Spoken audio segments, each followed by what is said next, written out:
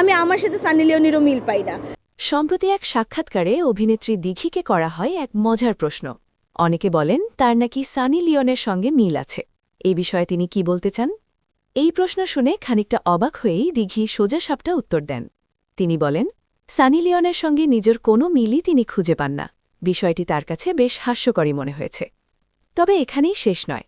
সবচেয়ে মজার ব্যাপার হল, সানি লিওনের সঙ্গে দিঘির নাকি একবার দেখাও হয়েছিল। শুধু দেখা নয়, দুজনের মধ্যে কথাবার্তাও হয়েছিল বেশ কিছুক্ষণ। কথা তো সবারই কম বেশি হয়েছে, সানি লিওনের সাথেও হয়েছে। দুষ্টু পোলাপান গানের মিউজিক ভিডিওর সুবাদে সানি লিওন যখন বাংলাদেশে আসেন, সেই সময়ে তাদের মাঝে পরিচয় হয়।